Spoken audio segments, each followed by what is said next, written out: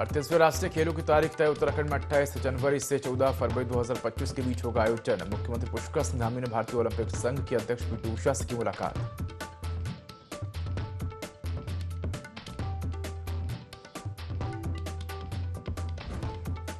हरियाणा चुनाव में भाजपा की जीत पर विकासनगर में जश्न। विधायक मुन्ना चौहान की मौजूदगी में कार्यकर्ताओं ने मनाई खुशियां। कहा, किसानों, जवानों और पहलवानों का विश्वास जीता।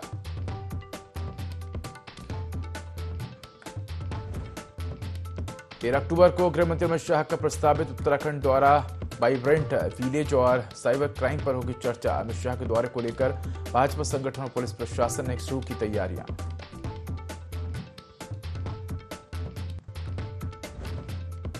देवभूमि माफियाओं के बढ़ते हौसले। रामनगर में कांग्रेस नेता रणजीत सिंह रावत के कार्यालय पर माफियाओं का हमला। पुलिस की चुप्पी पर कांग्रेस का विरोध प्रदर्शन।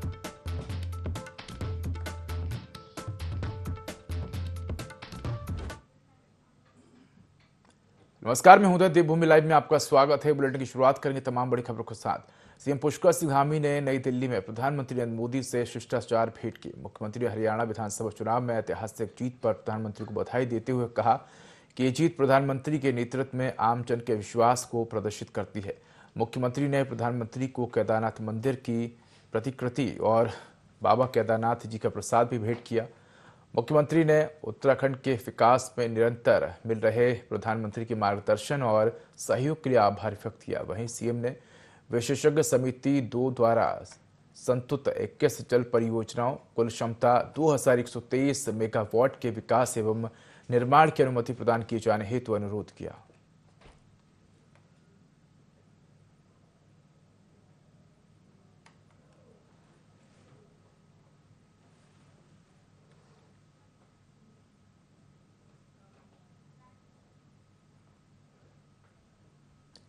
मुख्यमंत्री पुष्कर सिंह धामी ने भारतीय ओलंपिक संघ के अध्यक्ष पीटी उषा से दिल्ली में मुलाकात की। मुलाकात के बाद सीएम धामी ने बताया कि हमारे लिए बहुत ही सौभाग्य की बात है कि उत्तराखंड को 38वें राष्ट्रीय खेलों के आयोजन का अवसर मिला। सीएम ने कहा कि अवसर मिलने पर उन्होंने आईओए अध्यक्ष पीटी उषा का धन्यवाद दिया। हरियाणा चुनाव नतीजों पर सीएम ने कहा कि ये पीएम और हमारे सुशासन की जीत है। वहीं हरियाणा में हुई बीजेपी की जीत पर सीएम धामी ने कहा कि जनता पीएम मोदी की नीतियों और हरियाणा के सीएम नायब सिंह सैनी के सरल स्वभाव पर विश्वास करती है। कांग्रेस में कहने को कुछ नहीं है, इसलिए वे चेहरा बचाने के सवाल खड़े कर रहे हैं।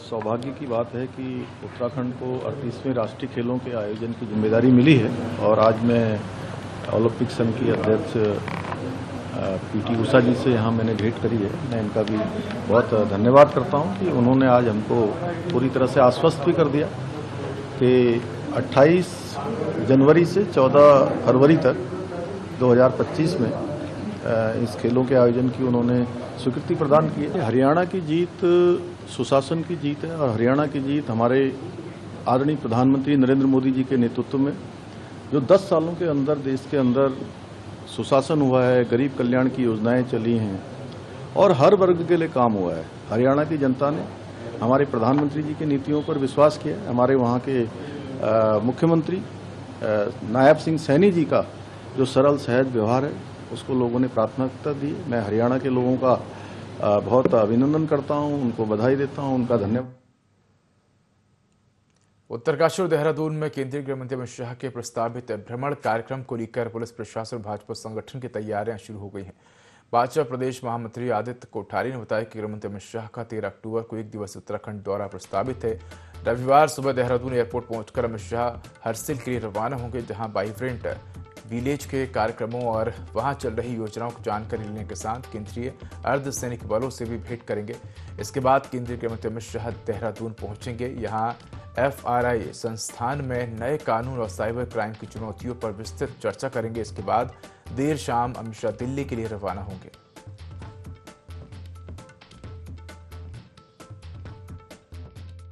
अभी आदरणीय गृह मंत्री अमित शाह जी के कार्यक्रम की सूचना समाचार पत्रों के माध्यम से मुझे मिली है। ऑथेंटिक कार्यक्रम की उनकी प्रतीक्षा है और जानकारी मिली है वो वाइब्रेंट विलेज है उत्तरकाशी जिले में, वहाँ वो जा कर के भ्रमण करना चाहते हैं, ऐसा है। और एक बैठक उनकी देहरादून में रहेगी और विधिवत कार्यक्रम जब उसका आएगा तो उस हिसाब से फिर बात करें। बक्सर के प्रतापपुर गांव में लड़की से छेड़छाड़ के मामले को लेकर दो पक्षों में जमकर झड़प हुई, जिसमें दोनों पक्षों के 7 लोग लहूलुहान हो गए। घायलों का इलाज बक्सर के सरकारी अस्पताल में हुआ, जिसके बाद उन्हें हायर सेंटर रेफर कर दिया गया। बवाल की सूचना पर पुलिस मौके पहुंची। फिलहाल पुलिस को कोई लिखित शिकायत नहीं मिली है। पुलिस का कहना है कि शिकायत मिलने पर कार्रवाई की जाएगी। बताया जा रहा है कि बक्सर कोतवाली क्षेत्र के प्रतापपुर गांव में दो परिवारों के बीच लड़की से छेड़छाड़ को लेकर तनाव चल रहा है, जो झड़प में बदल गया। वहीं घायल हुए दूसरे पक्ष का कहना है कि उनके ऊपर फायरिंग की गई है।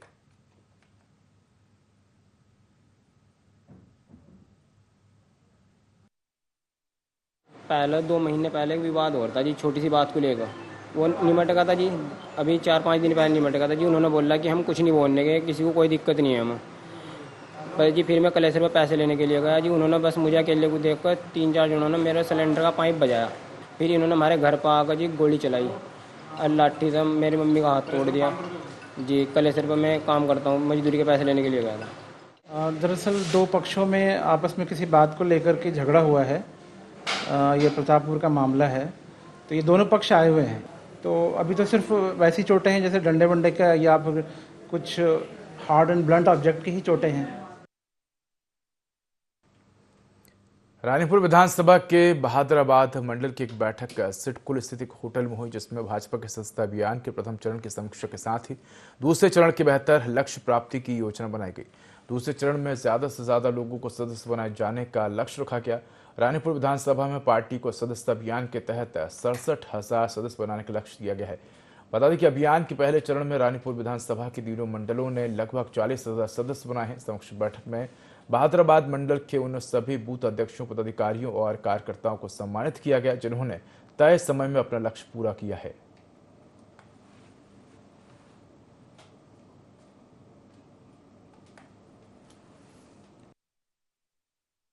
पार्टी का सदस्यता अभियान चल रहा है, जिसका पहला चरण हमारे क्षेत्र के सभी कार्यकर्ताओं ने पूरी मेहनत के साथ में उसको पूरा किया है और लगभग 40,000 सदस्य रानीपुर विधानसभा के अंदर अब तक हम लोग बना चुके हैं।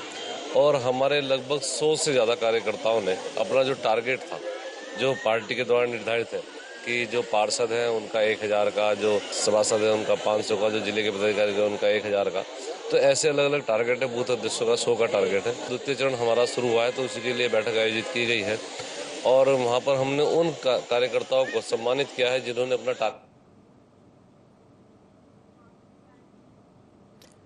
काशीपुर के भाजपाइयों ने हरियाणा की शानदार जीत पर महाराणा प्रताप चौक पर इकट्ठा होकर आतिशबाजी की और एक दूसरे को मिठाई खिलाकर खुशी मनाई। इस अवसर पर भाजपा नेता खिलेंद्र चौधरी ने हरियाणा में भारतीय जनता पार्टी को मिली शानदार चुनावी जीत और चुनावी हैट्रिक बनाने पर प्रधानमंत्री नरेंद्र मोदी, गृहमंत्री अमित शाह, भाजपा के राष्ट्रीय अध्यक्ष जेपी नड्डा सहित मुख्यमंत्री पुष्कर सिंह धामी और हरियाणा के भाजपा नेताओं को शुभकामनाएं दी। वहीं नगर निगम की पूर्व महापौर उषा चौधरी ने कहा कि हरियाणा में भारतीय जनता पार्टी को मिली शानदार जीत सरकार की जनहितकारी नीतियों की जीत है और हरियाणा की जनता ने कांग्रेस को नकार दिया है।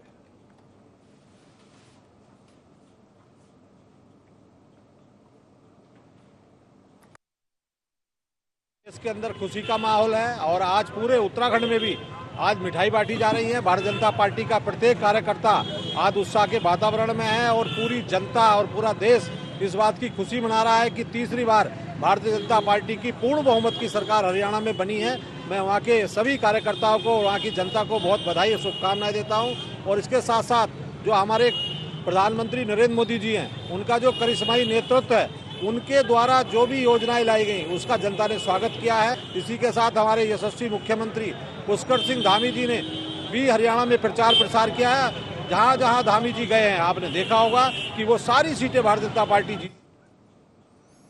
भारत और नेपाल के संयुक्त प्रयासों से चंपावत जिले के लोहाघाट ब्लॉक के पंचेश्वर में महाकाली नदी में एशिया का सबसे बड़ा लगभग 325 मीटर ऊंचा डैम प्रस्तावित है।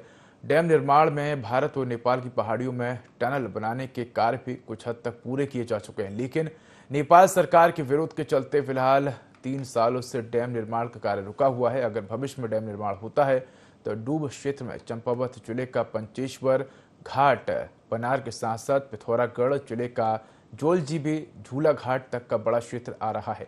वही डैम निर्माण में 1000 लोग स्थापित होंगे और लाखों पेड़ों की बलि चढ़ेगी। साथ ही कई ऐतिहासिक जगहों पर पानी में विलुप्त हो जाएगी। क्षेत्रवासियों का कहना है कि हमारे पूर्वजों की धरती है या हमारे देवी देवताओं के मंदिर है, इस जगह से हमारी पहचान है और हम किसी भी कीमत में अपनी भूमि नहीं छोड़ेंगे।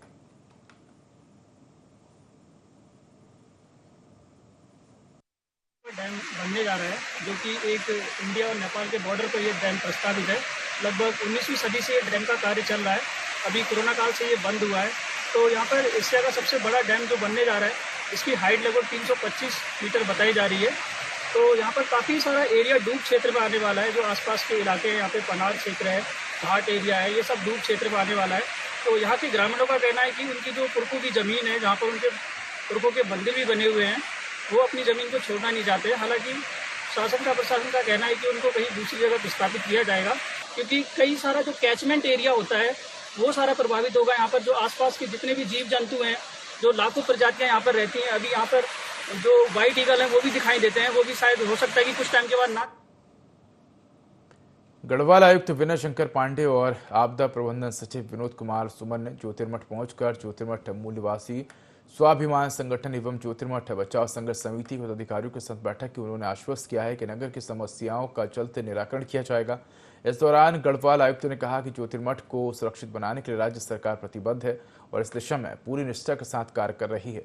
ज्योतिर्मठ में आपदा पुनर्वास कार्यालय स्थापित करने की मांग पर गढ़वाल आयुक्त ने कहा कि 1 सप्ताह के भीतर आपदा पुनर्वास कार्यालय स्थापित किया जाएगा।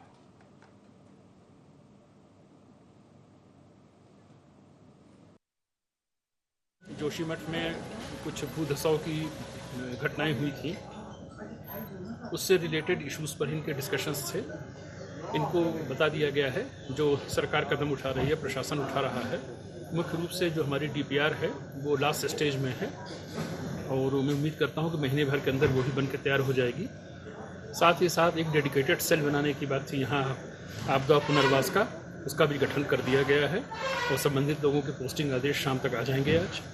तीसरा, कुछ इनके निर्माण कार्यों से संबंधित विषय थे जिसको विस्तार से जिलाधिकारी को बता दिया गया किस तरह से कार्य करना है। कुल मिलाकर स्थितियाँ। चमोली के बद्रीनाथ क्षेत्र के नीलकंठ ट्रैक पर फंसे 4 विदेशी पर्यटकों का एसडीआरएफ ने सकुशल रेस्क्यू किया है। बता दें कि देर रात एसडीआरएफ टीम को सूचना दी गई थी कि कुछ विदेशी पर्यटक नीलकंठ ट्रैक पर फंस गए हैं। सूचना पर एसडीआरएफ की टीम रेस्क्यू करने उपकरणों के साथ घटनास्थल की रवाना हुई और कड़ी मशक्कत के बाद विदेशी पर्यटकों को नीलकंठ ट्रैक पर ढूंढ लिया और जिसके बाद उन्हें सकुशल बद्रीनाथ लाया गया। विदेशी पर्यटकों ने एसडीआरएफ टीम और स्थानीय पुलिस की सराहना की।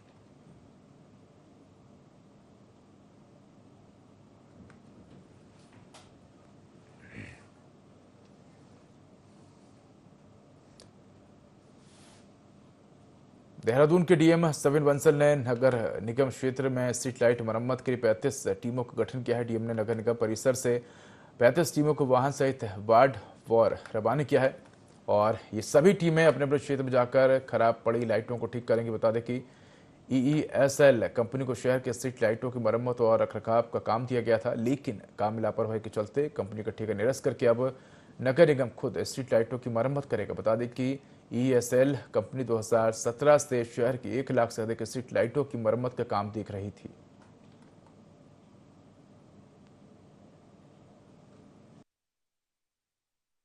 पिछले 7-8 वर्षों से O&M का कार्य एज पर मैंडेट नहीं चल रहा था। जो हमारा एग्रीमेंट था, जो mutually agreed service level agreements थे, तो फिलहाल इस बुलेटिन में इतनी खबरों को अधिक अपडेट के देखते रहिए IND24। नमस्कार।